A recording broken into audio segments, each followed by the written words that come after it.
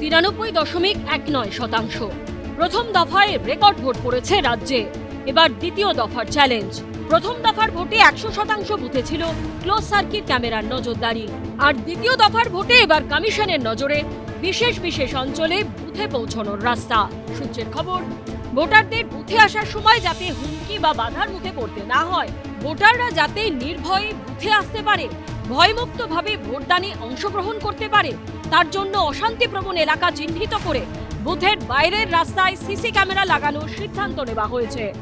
দ্বিতীয় চ্যালেঞ্জটা হচ্ছে দ্বিতীয় দফা নির্বাচন আগামী বুধবার দিনকে, সেইটা কিন্তু একেবারে সম্পূর্ণভাবে অবাধ এবং শান্তিপূর্ণ করা, যাতে কোনো রকমভাবে দুষ্কৃতীতে দৌরাত্ম্য বারবারন্ত ভোটিং সেন্টারের আশেপাশে সেখানে না থাকতে পারে। এবং তার জন্য যেটা সূত্রের খবর, এখন এই বৈঠক শুরু হয়েছে যেটা, সেই বৈঠকে একেবারে নো বুথ জ্যামিং, নো ছাপ্পা, এই দুটো হচ্ছে মূল বিষয় তারা বলছেন। সূত্রের খবর, উত্তর এবং দক্ষিণ কলকাতায় বুথ লাগোয়া রাস্তা অলিগলি চিহ্নিত করা হয়েছে। দক্ষিণ কলকাতার ক্ষেত্রে 458টি এবং উত্তর কলকাতার ক্ষেত্রে 270টি গলি চিহ্নিত করা হয়েছে, যেখানে নতুন করে ক্লোজ সার্কিট ক্যামেরা বসানো হবে। সূত্রের খবর, হাওড়াতেও একাধিক রাস্তা অলিগলি চিহ্নিত করে লাগানো হবে সিসি ক্যামেরা। কলকাতা এবং হাওড়া পুলিশ কমিশনারেট এলাকায় লাগানো রয়েছে রাস্তায় অসংখ্য ক্যামেরা। তারপরেও ঘন জনবসতিপূর্ণ এবং ঘিঞ্জি বুথ যেখানে রয়েছে সেই সমস্ত এলাকায় এবার বুথমুখী রাস্তাতেও ক্যামেরা লাগাতে চাইছে ইলেকশন কমিশন। এত সিসিটিভি, তাহলে সীমান্ত ফাঁকা কেন? বিএসএফ ওখানে লাগাক না সিসিটিভি গুলো সীমান্তে লাগাক। আপনি এখানে এসছেন ভোটে লাগাতে, আমি ভাবছি শুধু 4 তারিখ দুপুরের পর এরা মুখ দেখাবে কি করে?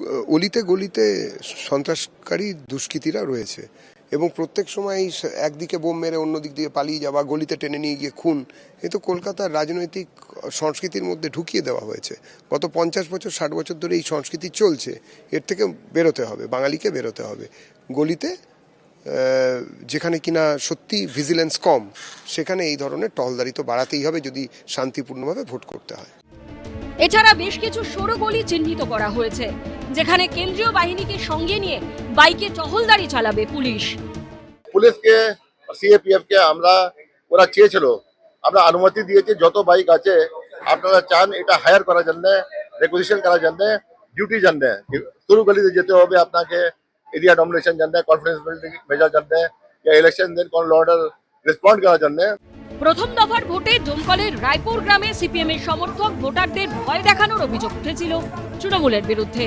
সূত্রের খবর, দ্বিতীয় দফার ভোটেও এই ধরনের অভিযোগের ক্ষেত্রে পুলিশ প্রশাসনকে আগেভাগেই সতর্ক করা হয়েছে। বলা হয়েছে ভোটদানে বাধা বা হুমকির অভিযোগ এলে সঙ্গে সঙ্গে যেন ব্যবস্থা নেওয়া হয়। ভোটদান কেন্দ্রে পৌঁছানো থেকে ভোটারদের নিশ্চিন্তে বাড়ি ফেরার ব্যবস্থা করার নির্দেশও দিয়েছে কমিশন।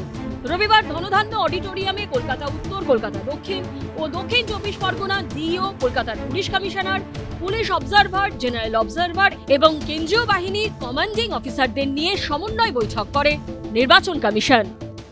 আমাদের পুলিশের যত সিনিয়র অফিসার ছিলেন, যে ডিপ্লয়মেন্ট প্ল্যান আছে বুথ ওয়াইজ, সেক্টর ওয়াইজ কতগুলো কিওয়ার্টি আছে, কন্ট্রোল রুম অ্যারেঞ্জমেন্টস কি আছে, সবগুলো নিয়ে আলোচনা হলো। সিএপিএফ এর কি দায়িত্ব আছে, কি করবে কি করবে না, ডু অ্যান্ড ডোন্টস, ওটা এক্সপ্লেন করা হলো।